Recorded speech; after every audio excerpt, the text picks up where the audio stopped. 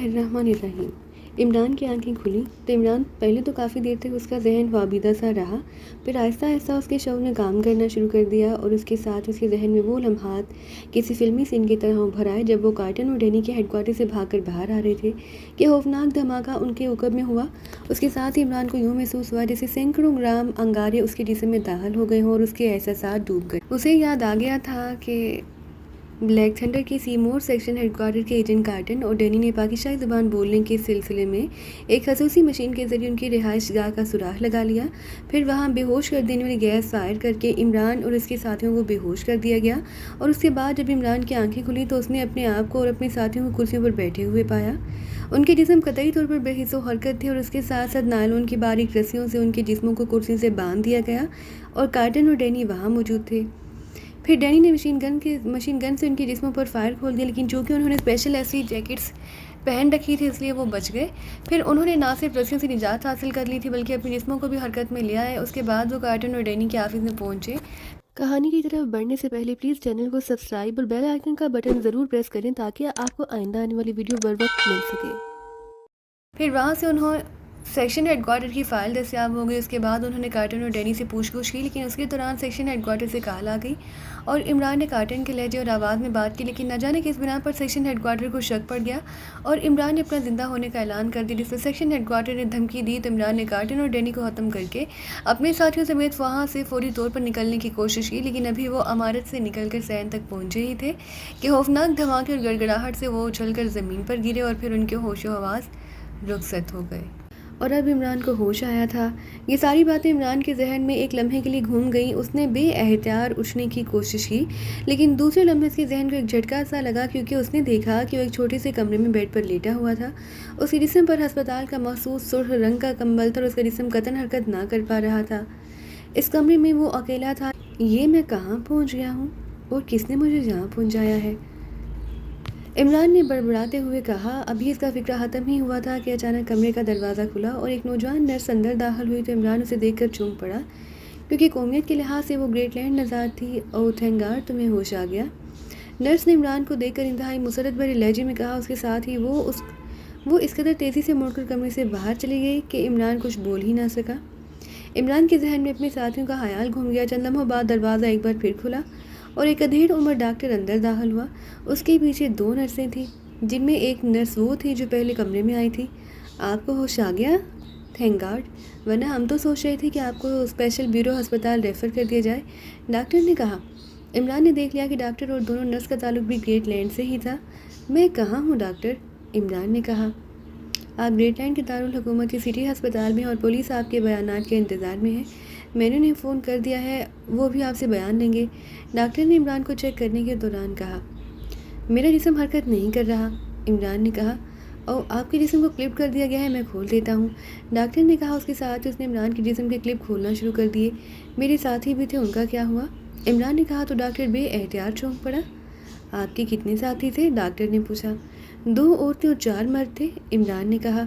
हमारे पास तो अकेले आप ही लाए गए हैं, हमें आपके साथियों के बारे में कोई इल्म नहीं, डॉक्टर ने कहा। फिर इससे पहले कि इमरान कुछ कहता, कमरे का दरवाज़ा खुला और 2 पुलिस ऑफिसर अंदर दाखिल हुए। क्या पोजीशन है डॉक्टर?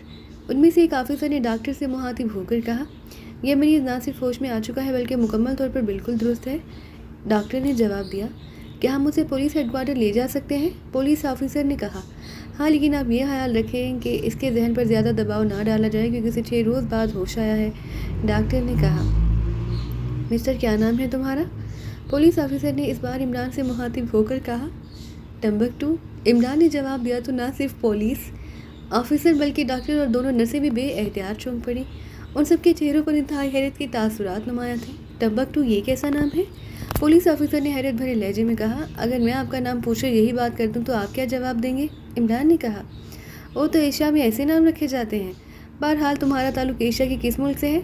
पुलिस ऑफिसर ने कहा। काफिरिस्तान से, इमरान ने जवाब दिया। अच्छा ठीक है डॉक्टर, इसका लिबास तब्दील करा दें ताकि हम उसे हेडक्वार्टर ले जाएं, पुलिस ऑफिसर ने कहा। तो डॉक्टर ने इस बात में सर हिला दिया। थोड़ी देर बाद एक आम सा लिबास लाया गया और इमरान से कहा गया कि वो मुल्हिका कमरे में जाकर लिबास तब्दील करे।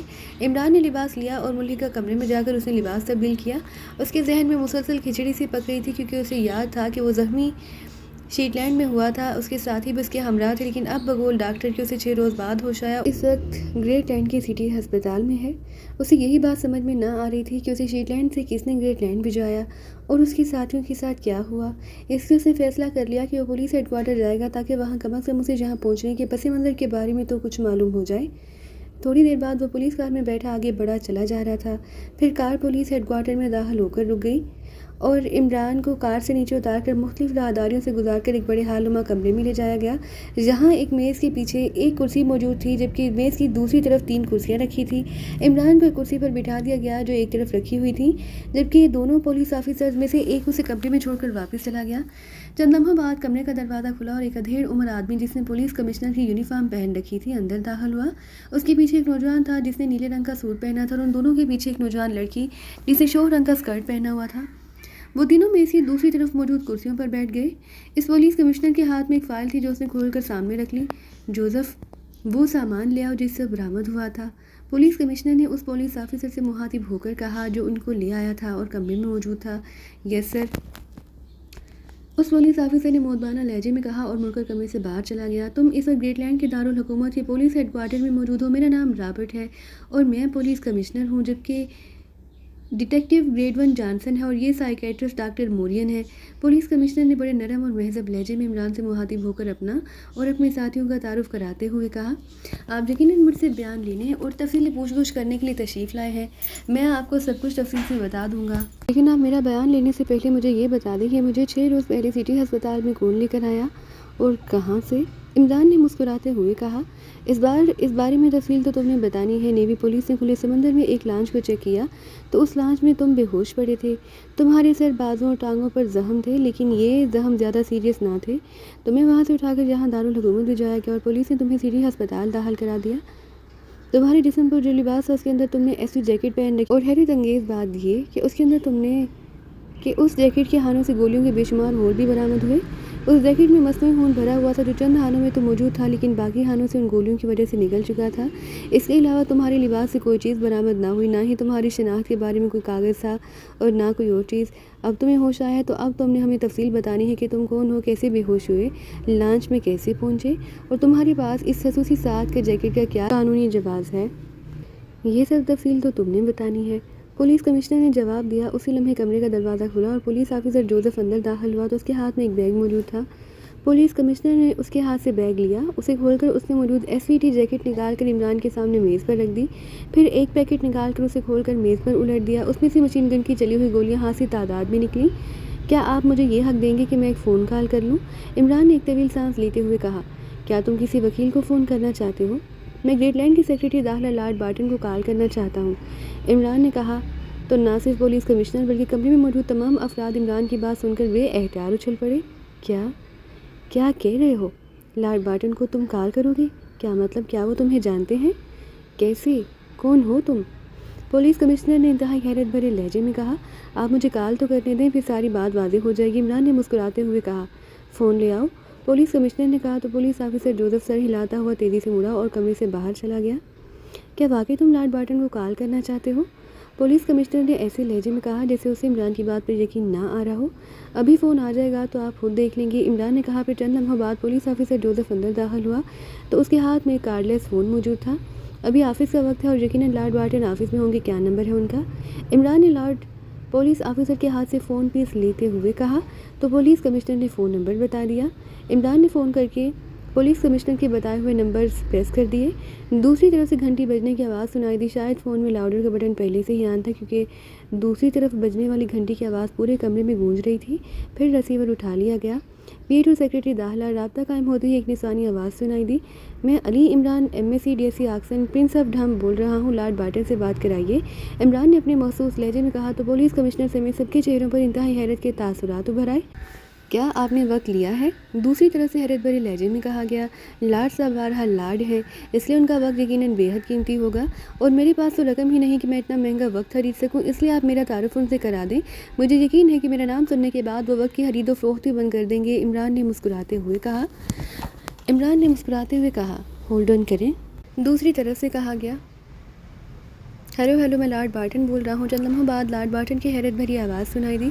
Ali Imran MSc DSC oxen बोल रहा हूँ। इमरान ने एक बार फिर अपनी मखसूस लहजे में अपना तारुफ कराते हुए कहा, ओह तुम नाटी बॉय, कहाँ से फ़ोन कर रहे हो? दूसरी तरफ से चौंक कर पूछा गया तो पुलिस कमिश्नर और उसके साथियों के चेहरे देखने वाले हो गए। आपके मुल्क ग्रेटलैंड की दारुल हुकूमत के पुलिस हेडक्वार्टर के एक बड़े कमरे से, जहां मेज़ की एक तरफ मैं बेचारा अकेला बैठा हूं, जबकि मेज़ की दूसरी तरफ पुलिस कमिश्नर, उनके डिटेक्टिव ग्रेड 1 जॉनसन और साइकेट्रिस्ट लेडी मोरियन और एक पुलिस ऑफिसर मौजूद हैं। दूसरे लफ्ज़ों में मैं बेचारा मासूम सा शिकार इतने सारे शिकारियों के नरगे में। इमरान ने जवाब दिया, क्या क्या कह रहे हो? यहाँ पुलिस हेडक्वार्टर में? क्या मतलब, ये कैसे मुमकिन है?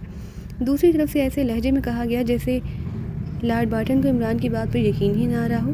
लीजिए, आप खुद ही पुलिस कमिश्नर साहब से बात कर लीजिए, इमरान ने मुस्कुराते हुए कहा और पुलिस कमिश्नर की तरफ बढ़ा दिया। सर, मैं पुलिस कमिश्नर रॉबर्ट बोल रहा हूँ, पुलिस कमिश्नर ने इंतहाई मोहब्बाना लहजे में कहा। क्या अली इमरान वाकई पुलिस हेडक्वार्टर में मौजूद है? दूसरी तरफ से इंतहाई हैरत भरे लहजे में कहा गया। यस सर, पुलिस कमिश्नर ने जवाब दिया। क्यों, वजह?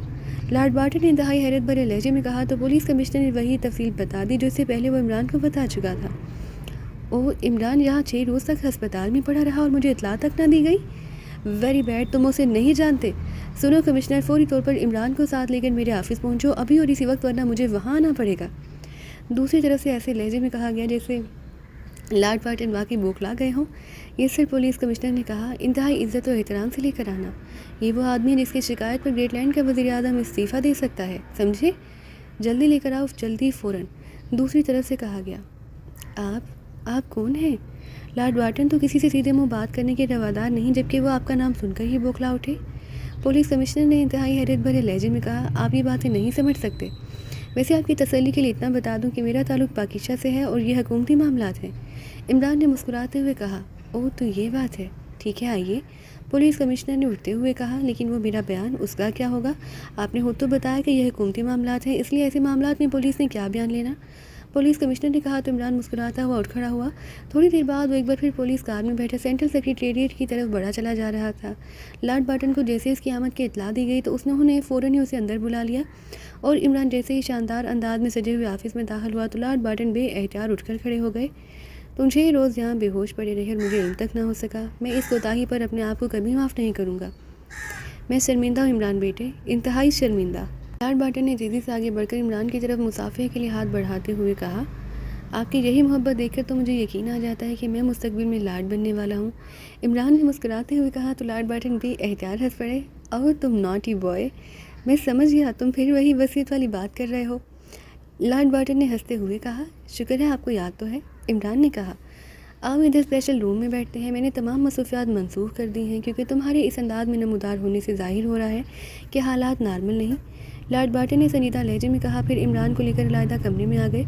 उन्होंने इंटरकॉम उठाकर किसी को हार्ड कॉफ़ी लाने को कहा और फिर रिसीवर रख दिया। हाँ अब बताओ क्या मसला है?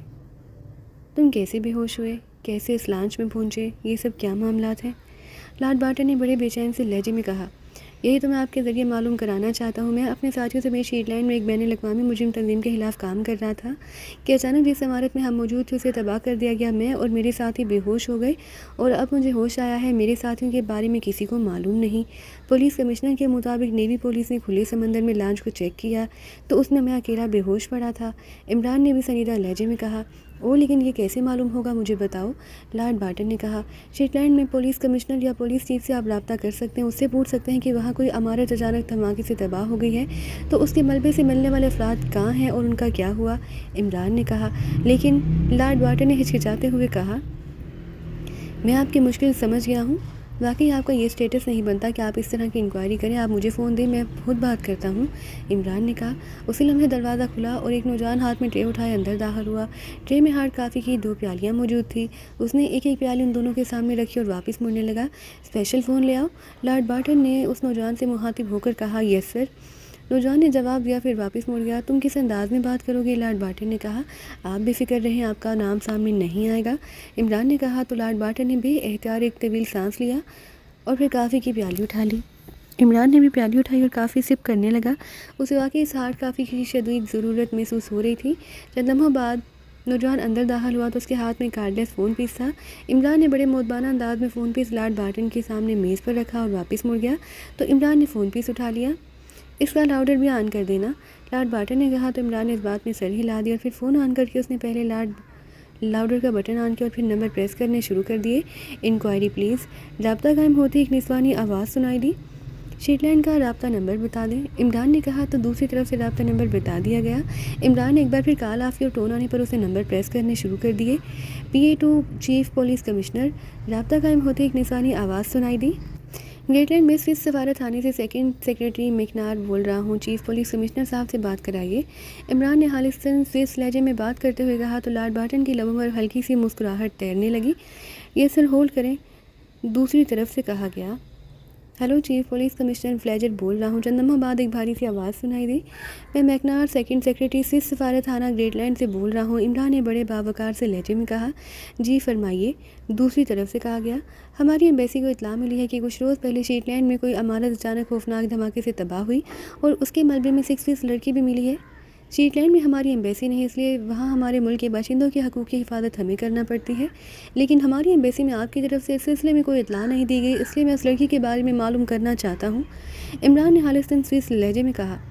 آپ کو اطلاع درست دی گئی ہے کہ عمارت تباہ ہوئی، اس کے ملبے سے 1 سوئس لڑکی، 1 پاکستانی لڑکی اور 4 پاکستانی مرد زندہ دستیاب ہوئے، جبکہ عمارت کے اندرونی ملبے سے کئی لاشیں ملی جنہیں گولیوں سے چھلنی کر دیا گیا تھا۔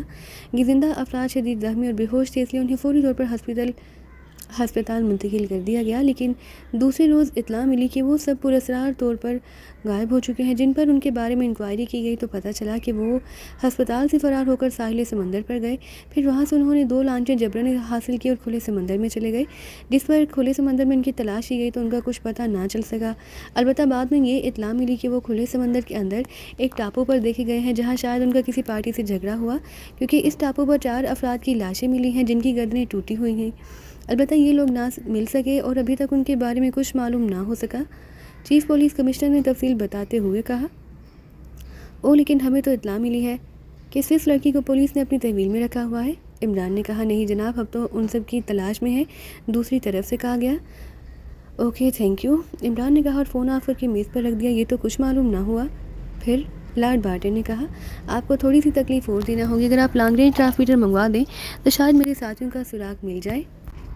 عمران نے کہا تو لارڈ بارٹن نے انٹر کام کا ریسیور اٹھایا اور ایک کے بعد دیگر کئی نمبر پریس کر کے انہوں نے کسی کو لانگ رینج ٹرانسمیٹر لانے کا حکم دیا اور پھر ریسیور رکھ دیا۔ تھوڑی دیر بعد دروازہ کھلا اور وہی نوجوان اندر داخل ہوا۔ اس کے ہاتھ میں جدید ساعت کا لانگ رینج ٹرانسمیٹر تھا۔ اس نے بڑے مؤدبانہ انداز میں long range transmitter lord Barton کے سامنے میز پر رکھا اور پیچھے ہٹ گیا۔ یہ پیالیاں اور فون پیس واپس لے جاؤ، لارڈ بارٹن نے اس نوجوان سے مخاطب ہو کر کہا۔ یہ سر، نوجوان نے مؤدبانہ لہجے میں کہا اور پھر دونوں پیالیاں اور فون پیس اٹھا کر وہ واپس مڑا اور کمرے سے باہر چلا گیا۔ عمران نے ٹرانسمیٹر اٹھا کر اسے آن کیا اور پھر اس پر فریکوینسی ایڈجسٹ کرنا شروع کر دی۔ Hello Ali Imran calling over, Imran نے بار بار کال دیتے ہوئے کہا۔ X2 over. دوسری طرف سے X2 کی بھاری آواز سنائی دی تو لارڈ بارٹن بے احتیاط چونک پڑے۔ سر، میں گریٹ لینڈ کی سیکرٹری داخلہ جناب لارڈ بارٹن صاحب کے آفس سے ان کے مہیا کردہ لانگ رینج ٹرانسمیٹر سے کال کر رہا ہوں، اوور، عمران نے انتہائی مؤدبانہ لہجے میں کہا اور ساتھ ہی اس نے ہسپتال میں 6 روز بعد ہوش میں آنے سے لے کر پولیس کمشنر کی بتائی ہوئی تفصیل اور پھر جہاں سے فون پر شیٹ لینڈ کے چیف پولیس کمشنر سے ہونے والی تمام بات چیت دہرا دی۔ کال کرنے کا مقصد کیا ہے، اوور، دوسری طرف سے کہا گیا۔ سر، میں نے اس لیے کال کی ہے کہ شاید سیکرٹ سروس کے ممبران میں سے کسی نے آپ کو کال کیا ہو، اوور، عمران نے کہا۔ لارڈ بارٹن نے جو تعاون کیا اس کے لیے میری طرف سے اور حکومت پاکستان کی طرف سے ان کا شکریہ ادا کر دینا، اور اسپیشل 11-3X فریکوینسی پر تم اپنے ساتھیوں سے رابطہ کر سکتے ہو، اوور اینڈ آل، دوسری طرف سے مختصر طور پر کہا گیا۔ اس کے ساتھ ہی رابطہ ختم ہو گیا۔ آپ نے سن لیا لارڈ بارٹن کہ ہمارے چیف صاحب کتنے کٹھور دل واقع ہوئے ہیں، نہ انہوں نے مجھ سے کوئی ہمدردی کی اور نہ ہی میرے اس طرح بچ نکلنے پر مجھے مبارکباد دی، بس آپ کا شکریہ ادا کرنے کا معاملہ ختم کر دیا۔ عمران نے ٹرانسمیٹر آف کرتے ہوئے منہ بنا کر کہا تو لارڈ بارٹن بے احتیاط چونک پڑے۔ عمران نے ٹرانسمیٹر آف کر کے منہ بنا کر کہا تو لارڈ بارٹن بے احتیاط ہنس پڑے۔ وہ بہت عظیم آدمی ہے عمران، حالانکہ میں نے کوئی کام نہیں کیا لیکن انہوں نے پھر بھی نہ صرف اپنی طرف سے بلکہ حکومت پاکستان کی طرف سے بھی میرا شکریہ ادا کیا، اور حقیقت یہ ہے کہ میں اکثر سوچتا ہوں کہ تم اور تمہارا باس مثبت انداز میں کام کرنے والے لوگ ہیں، اگر یہ منفی انداز میں کام کرتے تو کیا ہوتا، لارڈ بارٹن نے مسکراتے ہوئے کہا۔ کیا ہوتا، بین الاقوامی مجرموں کی صف میں کھڑے نظر آتے اور بیچارہ عمران تو انکل لارڈ بارٹن کے وصیت نامے سے بھی محروم رہ جاتا۔ عمران نے منہ بناتے ہوئے کہا تو لارڈ بارٹن ایک بار پھر ہنس پڑے۔ تم فکر نہ کرو، مجھ پر جو دھار ہیں وہ سب وصیت نامہ میں تمہارے نام لکھے جائیں گے، لارڈ بارٹن نے کہا، اور پھر تو واقعی لطف آ جائے گا۔ آخر آپ نے جس کو بھی ادھار دیا ہوگا 2-4 پاؤنڈ تو نہ دیے ہوں گے، یہ یقیناً لاکھوں میں ہوں گے، اور ان کی وصولی، واہ لطف آ جائے گا۔ عمران نے ہوش ہو کر کہا تو لارڈ بارٹن ایک بار پھر ہنس پڑے۔ ادھار کی وصولی نہیں، ادائیگی، لارڈ بارٹن نے ہنستے ہوئے کہا تو عمران نے اس طرح منہ بنا لی جیسے اس کے حلق میں کونین کی گولیوں کا پورا پیکٹ الٹ دیا گیا ہو، اور لارڈ بارٹن اس کی شکل دیکھ کر ایک بار پھر ہنس پڑے۔ حالانکہ لارڈ بارٹن انتہائی سنجیدہ اور بردبار آدمی تھے، ان کا ہنسنا تو ایک طرف، ان کے چہرے پر مسکراہٹ بھی عام حالات میں نظر نہ آتی، لیکن عمران کی باتوں پر وہ بالکل بچوں کی طرح ہنس رہے تھے۔ اچانک میز پر پڑے ہوئے سیاہ رنگ کے فون کی گھنٹی بج اٹھی تو لارڈ بارٹن نے چونک کر ہاتھ بڑھایا اور ریسیور اٹھا لیا۔ یس، لارڈ بارٹن نے انتہائی سنجیدہ لہجے میں کہا، لیڈی صاحبہ سے بات کریں۔ دوسری طرف سے ان کی پرسنل سیکرٹری کی مودبانہ آواز سنائی دی تو لارڈ بارٹن کی کلائی پر بندھی ہوئی گھڑی دیکھی اور ایک بار پھر وہ چونک پڑے، کراؤ بات۔ لارڈ بارٹن نے عمران کی طرف دیکھتے ہوئے کہا۔ عمران چونکہ ساتھ ہی بیٹھا تھا اس لیے اس کے کانوں میں لیڈی صاحبہ کے الفاظ پہنچ گئے، اور پھر لارڈ بارٹن کا گھڑی دیکھنا اور پھر چونکنا اور پریشان ہونا دیکھ کر وہ ساری صورتحال سمجھ گیا۔ اس کے چونکہ لارڈ بارٹن سے انتہائی قریبی تعلقات بھی تھے، کیونکہ لارڈ بارٹن کے والد پاکستان میں طویل عرصہ رہ چکے تھے، اور سر عبدالرحمن کے والد اور لارڈ بارٹن کے درمیان گہرے تعلقات تھے۔ لارڈ بارٹن اور سر عبدالرحمن دونوں کلاس فیلو رہے تھے، اور سر عبدالرحمن صاحب بھی گریٹ لینڈ کے دورے میں آتے تو وہ لازماً لارڈ بارٹن کی رہائش گاہ پر ٹھہرتے تھے، اور لارڈ بارٹن بھی جب ایشیا کے دورے پر جاتے تو وہ بھی سر عبدالرحمن سے غیر سرکاری طور پر ضرور ملاقات کرتے۔ یہی وجہ تھی کہ عمران کے بھی ان سے قریبی گھریلو تعلقات تھے، اور عمران اپنی مخصوص عادتوں کی وجہ سے ان کے گھرانے میں بے حد مقبول تھا۔ لارڈ بارٹن کی بیوی لیڈی مارلن بھی گریٹ لینڈ کے ایک معروف لارڈ کی اکلوتی بیٹی تھی، اور عمران اس کے والد کے قصیدے اس کے سامنے اس انداز میں پڑھتا تھا کہ لیڈی مارلن عمران پر جان چھڑکتی تھی۔ عمران نے خاموشی سے ہاتھ بڑھا کر لاؤڈر کا بٹن پریس کر دیا۔ ہیلو بارٹن، کیا آپ اس قدر بوڑھے ہو گئے ہیں کہ آپ کو اپنا وعدہ بھی یاد نہیں رہتا؟ چند لمحوں بعد لیڈی مارلن کی سخت اور رسیلی آواز سنائی دی۔ میں بوڑھا نہیں ہوا، وہ تمہارا چہیتا عمران یہاں آ گیا تھا، اس کی وجہ سے مجھے بیٹھنا پڑ گیا، لارڈ بارٹن نے منہ بناتے ہوئے کہا تو عمران بے احتیاط مسکرا دیا۔ عمران کہاں ہے عمران؟ لیڈی مارلن نے چونک کر پوچھا، ان کے لہجے میں حیرت تھی۔ میرے پاس بیٹھا ہے، لیکن وہ گھر کیوں نہیں آیا؟ اس کے پاس براہ راست آفس کیوں پہنچا ہے؟ لیڈی مارلن نے انتہائی رسیلے لہجے میں کہا۔ وہ 6 روز سے یہاں سٹی ہسپتال میں بے ہوش پڑا رہا اور مجھے اطلاع ہی نہ ملی۔ آج وہ ہوش میں آیا تو اس نے مجھے فون کیا اور میں نے فوراً اسے آفس بلوا لیا، اس لیے وہ آفس میں آیا ہے، لارڈ بارٹن نے وضاحت کرتے ہوئے کہا۔ کیا کہہ رہے ہیں آپ؟ وہ ہسپتال میں بے ہوش پڑا رہا؟ او مائی بوائے، کیا ہوا تھا اسے؟ اور آپ نے ہسپتال جا کر اسے ساتھ لانے کی بجائے آفس کیوں بلوایا؟ آپ نہیں جانتے کہ وہ مجھے اپنے بیٹے لارسن سے بھی زیادہ عزیز ہے؟ کیا ہوا تھا اسے؟ لیڈی مارلن نے انتہائی پریشان سے لہجے میں کہا۔ تم خود اس سے معلوم کر لو، مجھے تو کچھ بتاتا ہی نہیں، لارڈ بارٹن نے مسکراتے ہوئے ریسیور عمران کی اور بڑھاتے ہوئے کہا۔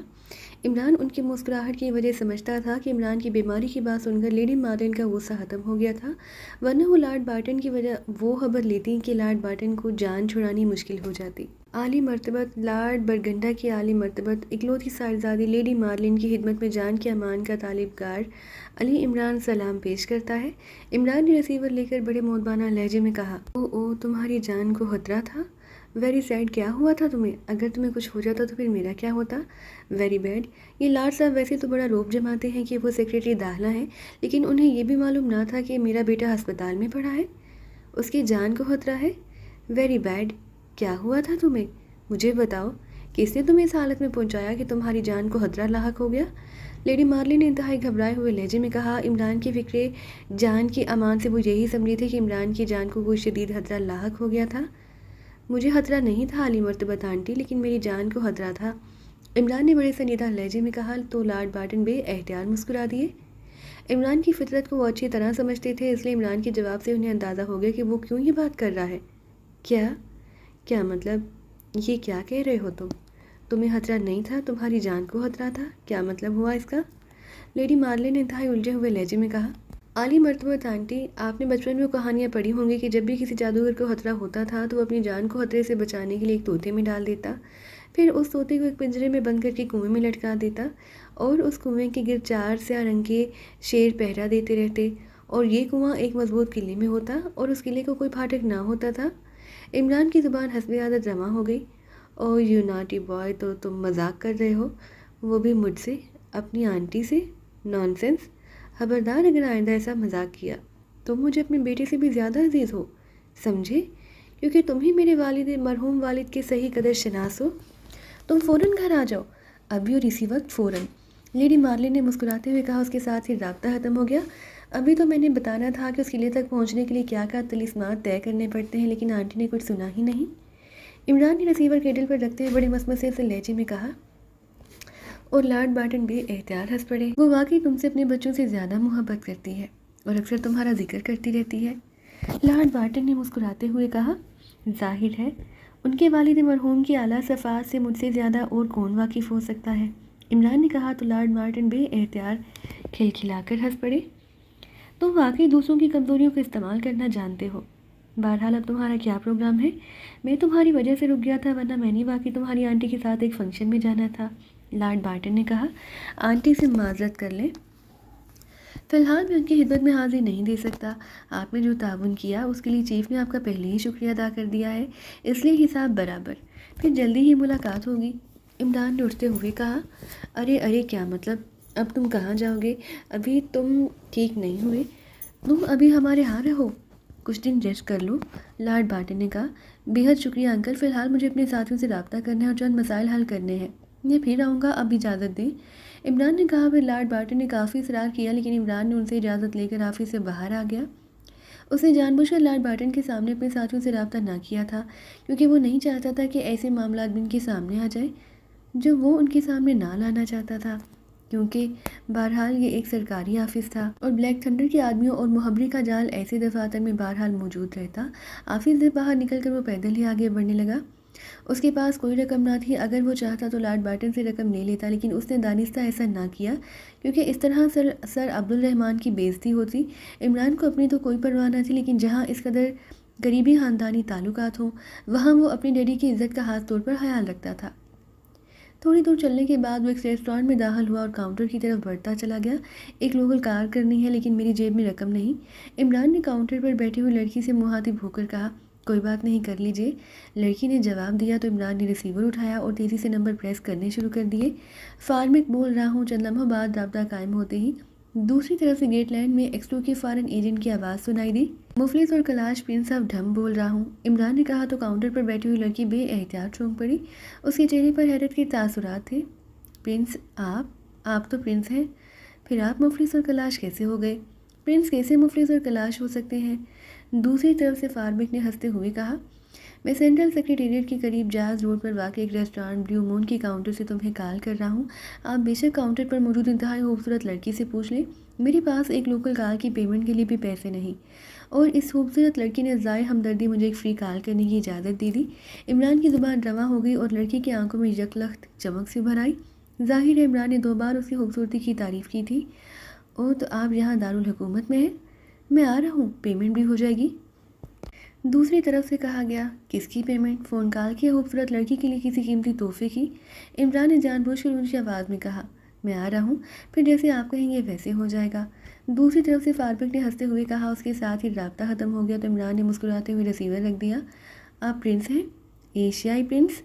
लड़की ने कदरे हैरत भरे लहजे में कहा। फ़िलहाल तो मुफलिस और कलाश प्रिंस हूँ, लेकिन मुफलिस का ये मतलब नहीं कि मेरे अंदर खूबसूरती को महसूस करने वाली हिस्सी ख़त्म हो गई है। तुम वाकई खूबसूरत हो, इमरान ने मुस्कुराते हुए कहा। आपका शुक्रिया, अगर आप चाहें तो मैं आपकी मदद करूं? लड़की ने मुसरत भरे लहजे में कहा। बेहतर है कि आप अपनी ऑफ़र वापस ले लें, क्योंकि मैं तो प्रिंस हूँ और मैंने तो आपकी तरफ से मदद का वादा सुनते ही आर्डर दे देना है कि इस वक्त रेस्टोरेंट में जितने भी अफराद मौजूद हैं उन सबको प्रिंस की तरफ से गोल्डन मशरूब पेश किया जाए, और मुझे मालूम है कि फिर आपको पछताने का मौका भी नहीं मिलेगा। इमरान ने मुस्कुराते हुए जवाब दिया तो लड़की बे एहतियात हंस पड़ी। आई एम सॉरी, ये वाकई मेरे बस में नहीं। लड़की ने मुस्कुराते हुए कहा। फिर इमरान इस तरह बातें करता रहा। थोड़ी देर बाद हॉल का दरवाज़ा खुला तो फार्मिक अंदर दाखिल हुआ। दूसरे लम्हे वो तीर की तरह काउंटर की तरफ बढ़ने लगा। आप प्रिंस, आप और इस अंदाज में? मुझे तो कोई इत्तला ही ना थी। फार्मिक ने करीब आकर मुसाफिर के लिए हाथ बढ़ाते हुए कहा, पहले ये बताओ कि ये खातून खूबसूरत है या नहीं? इमरान ने मुसाफिहा करते हुए कहा तो फार्मिक बे एहतियात हंस पड़ा। इसमें क्या शक है, बहरहाल मैं कॉल की पेमेंट कर देता हूँ। फार्मिक ने जेब से एक छोटा सा नोट निकालते हुए कहा। अरे अरे, کیوں ایشیائی پرنس کی بےعزتی کر رہے ہو؟ پرنس لاکھ مفلس ہی لگے لیکن بہرحال پرنس ہی ہوتا ہے۔ عمران نے کہا تو فارمک نے مسکراتے ہوئے کوٹ کی اندرونی جیب سے بڑی مالیت کا نوٹ نکالا اور لڑکی کی طرف بڑھا دیا۔ اپنے لیے کوئی تحفہ خرید لینا۔ شکریہ، عمران نے مسکراتے ہوئے کہا اور مڑ کر بیرونی دروازے کی طرف بڑھ گیا۔ اس نے مڑتے ہوئے لڑکی کے چہرے پر ابھر آنے والے تاثرات دیکھ لیے لیکن وہ صرف مسکرا دیا۔ آپ اپنی اصل شکل اور اس لباس میں یہاں، یہ سب کیا سلسلہ ہے عمران صاحب؟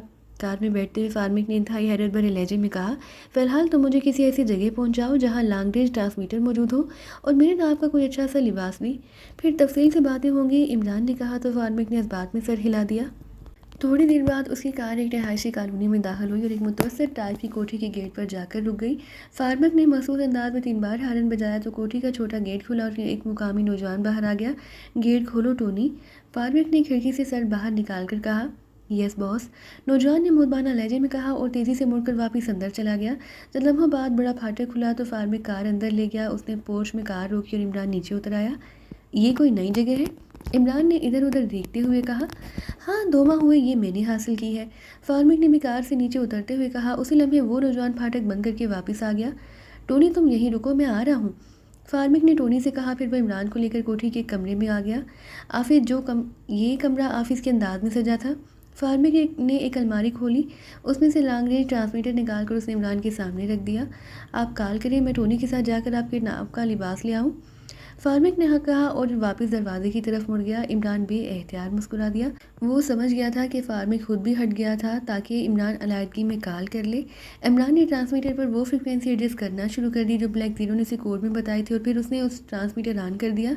ہیلو مائیکل بول رہا ہوں، اوور، عمران نے لہجہ بدل کر بات کرتے ہوئے کہا۔ اس نے جان بوجھ کر لہجہ بھی بدلا تھا اور نام بھی، کیونکہ اسے خطرہ تھا کہ نہ جانے جولیا اور اس کے ساتھی کہاں موجود ہوں اور بلیک تھنڈر چیک نہ کر لے۔ اس سے پہلے کہ اس نے اپنے اصل لہجے میں بلیک زیرو کو کال کیا تھا، لیکن اسے معلوم تھا کہ اگر وہ کال چیک بھی ہو جاتی تب بھی دانش منزل کا سراغ صرف کال کی مدد سے نہ لگایا جا سکتا تھا۔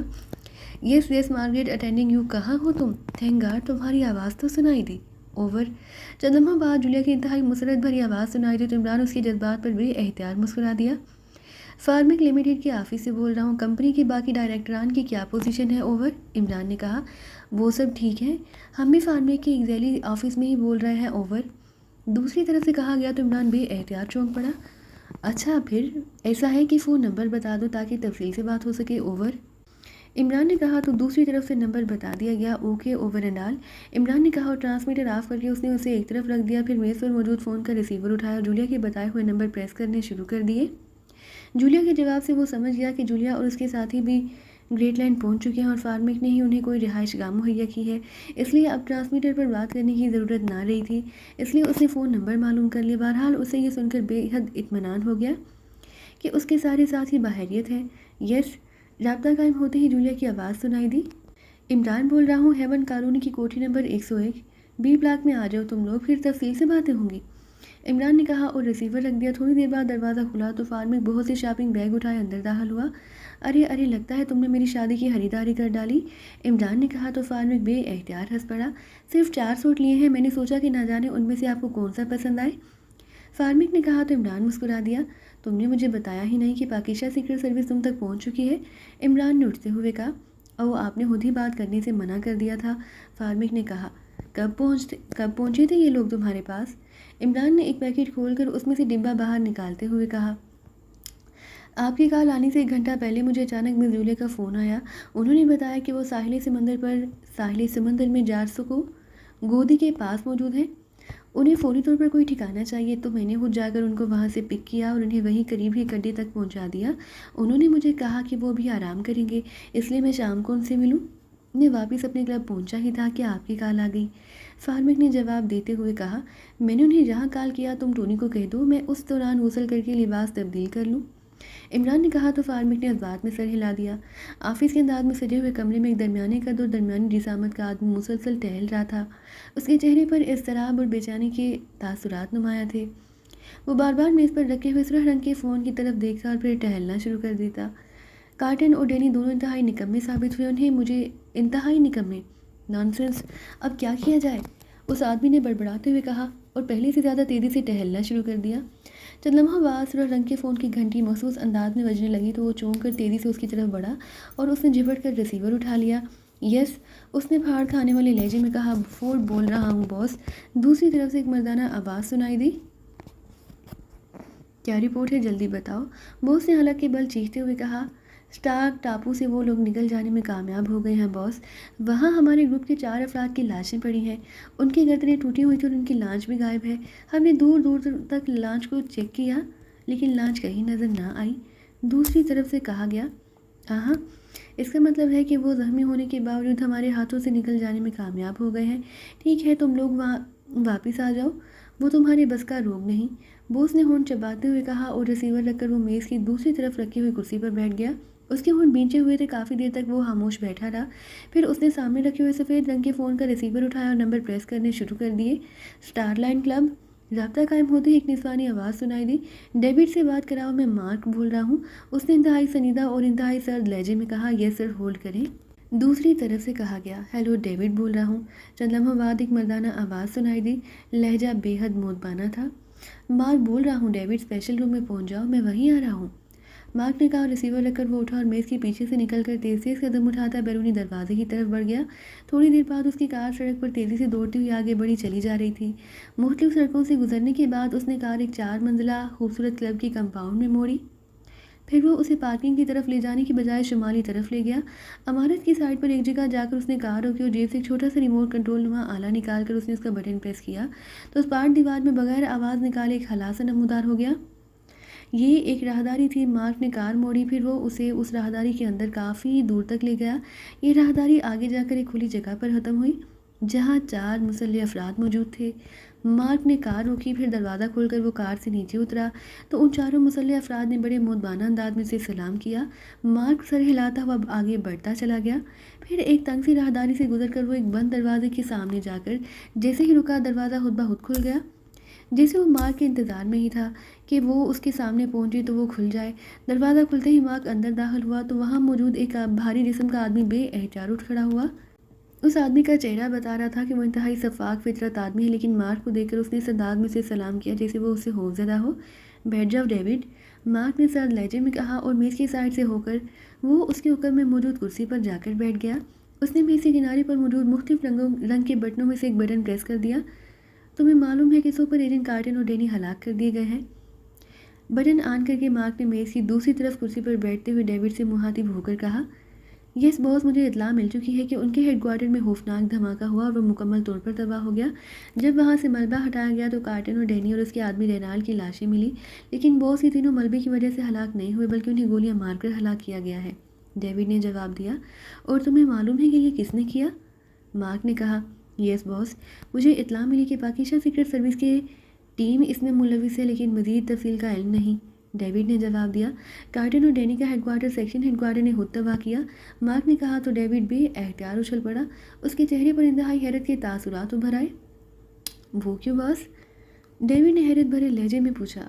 پاکستان سیکرٹ سروس کی ٹیم سی مور سیکشن ہیڈ کوارٹر کو ٹریس کرنے کی کوشش کر رہی تھی کہ تاکہ وہاں سے اس لیبارٹری کا کھوج نکال سکے جہاں پاکستان سے حاصل کردہ ایک فارمولے پر کام ہو رہا ہے۔ سیکشن ہیڈ کوارٹر کے سپر ایجنٹ کارٹن اور ڈینی کو ان کے ہاتھ میں کا مشن دیا گیا۔ کارٹن نے انتہائی ذہانت سے کام لیتے ہوئے ان سب کو نہ صرف ٹریس کر لیا بلکہ بے ہوش کر کے وہ اپنے ہیڈ کوارٹر لے آیا اور جہاں اس نے مکمل چیکنگ کر لی کہ وہ واقعی وہی لوگ ہیں، اس کے بعد انہیں گولیوں سے ہلاک کر دیا گیا۔ اور رینالڈ کو اس نے حکم دیا کہ وہ ان کی لاشیں برقی بھٹی میں ڈال دے۔ ان کی تعداد 7 تھی، 2 عورتیں اور 5 مرد۔ پھر اس نے سیکشن ہیڈ کوارٹر کو ان کی ہلاکت کی اطلاع دی، لیکن سیکشن ہیڈ کوارٹر نے کارٹن کو ہیڈ کوارٹر کے اس کمرے کی فلم چیک کی تو پتہ چلا کہ وہ لوگ واقعی ہلاک کر دیے گئے ہیں، جس پر سیکشن ہیڈ کوارٹر نے مطمئن ہو کر مین ہیڈ کوارٹر کو اطلاع دی تو مین ہیڈ کوارٹر نے اپنے کسی خصوصی ایجنٹ کے ذریعے چیکنگ کرائی اور اسے بھی مثبت رپورٹ ملی، جس پر یہ بات طے ہو گئی کہ یہ لوگ واقعی ہلاک ہو چکے ہیں اور یہ اس قدر خطرناک ٹیم تھی کہ اس کے اس طرح ہلاکت پر سیکشن ہیڈ کوارٹر نے کارٹن اور ڈینی کو انعام دینے کا فیصلہ کیا اور انہیں اسپیشل سپر ایجنٹ بنا دیا گیا۔ اس طرح وہ سیکشن ہیڈ کوارٹر کی سیکیورٹی میں شامل کر لیے گئے اور انہیں سیکشن ہیڈ کوارٹر کے بارے میں فائل بھجوا دی گئی۔ پھر سیکشن ہیڈ کوارٹر سے کارٹن کو کال کیا گیا اور اسے فائل کے بارے میں معلوم کیا گیا تو اس نے بتایا کہ فائل پہنچ گئی ہے۔ اس کے بعد پھر اسے دوبارہ کال کیا گیا کہ وہ اس فائل کو جلا دے، لیکن سیکشن ہیڈ کوارٹر کو کارٹن کے جواب پر شک پڑا تو وائس ٹیکنگ کمپیوٹر کو آن کیا گیا تو پتہ چلا کہ کارٹن کی بجائے کوئی اور بول رہا ہے، اور جب یہ بات کارٹن سے کی گئی تو پتہ چلا کہ کارٹن کی بجائے پاکستان سیکرٹ سروس کا لیڈر علی عمران بول رہا ہے، وہی عمران جس کی ہلاکت کے انعام کے طور پر کارٹن اور ڈینی کو اسپیشل سپر ایجنٹ بنایا گیا تھا۔ اس کا مطلب تھا کہ ساری بات غلط ثابت ہوئی، پاکستان سیکرٹ سروس کی بجائے کارٹن اور ڈینی ہلاک کر دیے گئے، جس پر سیکشن ہیڈ کوارٹر نے انہیں فوری طور پر ہلاک کرنے کے لیے کارٹن کے ہیڈ کوارٹر کے بلاسٹنگ پوائنٹ کو آپریٹ کر دیا، جس کے نتیجے میں ہیڈ کوارٹر خوفناک دھماکے سے تباہ ہو گیا۔ سیکشن ہیڈ کوارٹر نے مجھے کال کر کے تفصیل سے آگاہ کیا تو میرے سیکشن کے آدمی وہاں جا پہنچے۔ وہاں جا کر معلوم ہوا کہ ہیڈ کوارٹر کی تباہی سے گیٹ کے قریب 4 افراد ملبے میں دب جانے سے بچ گئے ہیں، جبکہ 3 افراد ملبے میں دب گئے تھے، جنہیں ان 4 افراد نے فوری طور پر نکالا، اور پھر لوگوں نے اجزائے ہمدرد انہیں کاروں میں ڈال کر ایسٹرن ہسپتال پہنچا دیا، جہاں 2 افراد جو زخمی بھی تھے اور بے ہوش بھی، وہ ہوش میں آ گئے، جبکہ ایک آدمی ہوش میں نہ آ رہا تھا، اس لیے ڈاکٹروں نے اسے سینٹرل ہسپتال مارک کر دیا، اسے سینٹرل ہسپتال پہنچایا گیا۔ مجھے جب اطلاع ملی تو میں نے سینٹرل ہسپتال اپنے آدمی بھیجے، لیکن یہ لوگ وہاں سے غائب ہو چکے تھے۔ وہ بے ہوش آدمی بھی غائب تھا، جس پر میں نے ان کی فوری تلاش کا حکم دے دیا۔ پھر اطلاع ملی کہ ان لوگوں نے اسٹاگ گودی سے 2 بڑی لانچیں حاصل کی ہیں اور وہ کھلے سمندر میں چلے گئے ہیں، جس پر میں نے ان لانچوں کو تلاش کرنے اور انہیں سمندر میں تباہ کر دینے کے احکامات جاری کر دیے۔ ہیلی کاپٹر پوائنٹ نے انہیں مارک کر لیا، وہ اسٹاگ ٹاپو پر موجود تھی اور لانچیں بھی وہاں موجود تھیں۔ پھر ہیلی کاپٹر یونٹ نے انہیں وہاں ختم کرنے کے لیے کارروائی کی اور وہاں خوفناک میزائل برسانے کے بعد ہیلی کاپٹر وہاں اتارا گیا، لیکن پھر معلوم ہوا کہ ہیلی کاپٹر غائب ہو گیا۔ میں نے چیکنگ کرائی تو پتہ چلا کہ دونوں لانچیں بھی غائب ہیں اور وہ لوگ بھی، اور ہیلی کاپٹر میں سوار ہمارے سیکشن کے 4 افراد کی لاشیں وہاں موجود ہیں، انہیں گردنیں توڑ کر ہلاک کیا گیا ہے۔ دوسرے ذرائع سے مجھے یہ اطلاع بھی مل گئی کہ ہیلی کاپٹر بھی دوران پرواز تباہ ہو گیا ہے، لیکن ہیلی کاپٹر میں سوار افراد کی لاشیں نہ مل سکیں اور اب تک نہ ہی وہ لانچیں ملی ہیں اور نہ ہی وہ افراد۔ مارک نے پوری تفصیل بتاتے ہوئے کہا، بوس ایسا نہ ہو کہ یہ لوگ گریٹ لینڈ پہنچ گئے ہوں۔ ڈیوڈ نے کہا، وہاں بھی مسلسل چیکنگ کی گئی ہے، لیکن وہاں سے بھی کوئی اطلاع نہیں ملی۔ مارک نے کہا، اوہ پھر یہ لوگ کہاں جا سکتے ہیں؟ ڈیوڈ نے کہا، جہاں بھی جائیں، بہرحال وہ لوگ اب سیکشن ہیڈ کوارٹر پر حملہ کرنے کے لیے کسی نہ کسی انداز میں واپس آئیں گے، اور اب ہمارے سیکشن نے صرف انہیں روکنا ہی ہے بلکہ ان کا خاتمہ بھی کرنا ہے۔ مارک نے کہا تو ڈیوڈ بے احتیاط چونک پڑا، کیا مطلب باس؟ کیا اب بھی یہ لوگ واپس آئیں گے؟ یہ تو ان کی قسمت تھی کہ وہ جانیں بچا کر چلے گئے ہیں۔ ڈیوڈ نے کہا، وہ پاکستان سیکرٹ سروس کے لوگ ہیں، ایسے لوگ جو پوری دنیا میں اپنی کارکردگی کی بنا پر مشہور ہیں، اور آج تک کبھی ایسا نہیں ہوا کہ وہ اپنے مشن کو چھوڑ کر چلے گئے ہوں، اس لیے سیکشن ہیڈ کوارٹر کو یقین ہے کہ وہ ضرور واپس آئیں گے، اور سب سے اہم بات یہ کہ انہیں سیکشن ہیڈ کوارٹر کی فائل مل چکی ہے، اس لیے وہ لامحالہ وہاں ریڈ کرنے کی کوشش کریں گے، اور فائل کی وجہ سے سیکشن ہیڈ کوارٹر کو فوری طور پر سیل کر دیا گیا ہے تاکہ وہ کسی صورت اس میں داخل نہ ہو سکے اور نہ اسے تباہ کر سکے۔ اب ہم نے ختم کرنا ہے۔ مارک نے کہا، ٹھیک ہے باس، آپ کے حکم کی تعمیل ہوگی، لیکن انہیں ٹریس کیسے کیا جائے گا؟ ڈیوڈ نے کہا، سب سے اہم بات یہ ہے کہ کارٹن نے اسپیشل وائس ٹیکنگ کمپیوٹر میں پاکستانی زبان کو فیڈ کر کے انہیں چیک کر لیا تھا، لیکن ظاہر ہے انہوں نے اس بارے میں کارٹن سے معلوم کر لیا ہوگا، اس لیے اب یہ ہر بار استعمال نہیں کیا جا سکتا۔ اب یہی ہو سکتا ہے کہ انہیں سیکشن ہیڈ کوارٹر پر ہی گھیرا جائے۔ مارک نے کہا، لیکن یس باس، وہ بہرحال وہاں پہنچیں گے، لیکن ڈیوڈ نے کہا، میں تمہاری بات سمجھ سکتا ہوں، تمہارا مطلب ہے کہ تمہیں خود معلوم نہیں کہ سیکشن ہیڈ کوارٹر کہاں ہے؟ چونکہ اس سیکشن ہیڈ کوارٹر کی فائل ان تک پہنچ چکے ہیں، اس لیے ہمارے سیکشن کو بھی سیکشن ہیڈ کوارٹر کے بارے میں بتا دیا گیا ہے۔ یہ سیکشن ہیڈ کوارٹر بیٹر بیڈ جزیرے کے نیچے واقع ہے، اور اوپر سے یہ جزیرہ قطعی طور پر ویران ہے، البتہ اب اسے کور کرنے کے لیے اس کے گرد 4 میل تک ایسی جدید ترین ریز پانی میں پھیلا دی گئی ہیں کہ کوئی آدمی، کوئی لانچ، کوئی کشتی، کوئی بحری جہاز، حتیٰ کہ آبدوز بھی اس جزیرے تک سمندر کے راستے نہیں پہنچ سکتی۔ جیسے ہی وہ ان ریز کی رینج میں آئیں گی، لازماً تباہ ہو جائیں گی، اور فضا میں بھی 4 میل کے دائرے میں ایسی ہی ریز پھیلا دی گئی ہیں جن میں کوئی جہاز، ہیلی کاپٹر یا انسان داخل نہیں ہو سکتا۔ مارک نے کہا تو ڈیوڈ کے چہرے پر حیرت کے تاثرات پھیل گئے۔ او باس، پھر ہمیں اس کے خلاف کچھ کرنے کی کیا ضرورت ہے؟ یہ لوگ لامحالہ ان ریز کی وجہ سے ہی ہلاک ہو جائیں گے۔ ڈیوڈ نے کہا، نہیں، یہ دنیا کے انتہائی خطرناک ترین ایجنٹ ہے، اس لیے سیکشن ہیڈ کوارٹر کسی قسم کا کوئی رسک نہیں لینا چاہتا، اسی لیے ہمارے سیکشن کو حکم دیا گیا کہ ہم انہیں سیکشن ہیڈ کوارٹر تک پہنچنے سے پہلے ہی ہر صورت میں ہلاک کر دیں۔ پہلے تو میں نے انہیں تلاش کرنے کی کوشش کی، لیکن اب جب کہ وہ دستیاب نہیں ہو رہے تو میں نے فیصلہ کیا کہ اب 2 سمتوں پر کام کیا جائے۔ بیٹر بیڈ جزیرے سے 6 میل کے فاصلے پر ایک اور جزیرہ ہے جسے البرٹو جزیرہ کہا جاتا ہے۔ ہمارا سیکشن وہاں اپنا ہیڈ کوارٹر بنائے گا اور شیٹ لینڈ سے اس جزیرے تک ہر طرف کی مسلسل نگرانی کی جائے گی۔ समंदर से भी और आसमान से भी जदीद तरीन आलात नस्ब किए जाएंगे और दूसरा सेक्शन है जहाँ शीटलैंड में उन एजेंटों के खिलाफ कार्रवाई करेगा। और मैंने तुम्हें इस काम के लिए मुंतखब किया कि तुम यहाँ शीटलैंड में उन एजेंटों को ट्रेस भी करोगे और उनका खात्मा भी करोगे, जबकि मैं खुद अल्बर्टो जजीरे पर रहूँगा और तुम्हारा और मेरा मुसलसल राब्ता ट्रांसमीटर के ज़रिए रहेगा। मार्क ने कहा, यस बॉस, लेकिन उन लोगों के बारे में बुनियादी मालूमात तो बहरहाल हमारे पास होनी ही चाहिए, फिर ही उन्हें ट्रेस किया जा सकता है, डेविड ने कहा। सिर्फ इतना याद रखो कि उनकी तादाद 7 है, 2 औरतें और 5 मर्द, और ये सब इंतहाई खतरनाक तरीन सीक्रेट एजेंट हैं। ये लोग मेकअप के भी माहिर हैं और मार्शल आर्ट के भी, और पहले भी कार्टर और डैडी ने यही हमाकत की और हमेशा लोगों से यही हमाकत होती रही है कि वो उन सबको ट्रेस करके उन्हें बेहोश करते हैं और बाद में उन्हें होश में लाते ही जिसके नतीजे में सूरत हाल तब्दील हो जाती है।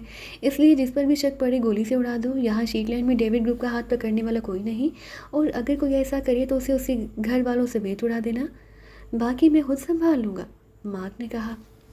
आप बेफिक्र रहें बॉस, डेविड पर हाथ डालने वाला अभी तक पैदा ही नहीं हुआ। लेकिन बॉस, आपने बताया कि सेक्शन हेडक्वार्टर ने ये फिल्म चेक कर ली थी कि ये लोग हलाक हो गए हैं, इसके बावजूद ये कैसे ज़िंदा हो गए? क्या ये बदरूह हैं या उनमें माफूकुल फितरत सलाहियतें मौजूद हैं? डेविड ने कहा तो मार्क बेएहतियात हंस पड़ा। ऐसी कोई बात नहीं, असल में उनकी जहानत की और कारकर्दगी उन्हें माफूकुल फितरत बना देती है। सेक्शन हेडक्वार्टर को भी इस बात पर बेहद तशवीश हुई कि ये मरने के बावजूद कैसे ज़िंदा हो गए। चनाचे इस फिल्म का तफसील से और मशीनी तज्जिया किया गया तो हैरत अंगेज़ नतीजा सामने आ गया, और वो ये कि कार्टन और डैनी ने अपने तौर पर पेशबंदी की कि इनके जिस्मों को इंजेक्शन लगाकर मुकम्मल तौर पर बेहस कर दिया गया। सिर्फ उनकी गर्दनें और सर हरकत कर सकते थे और वो सिर्फ बोल सकते थे, और बस।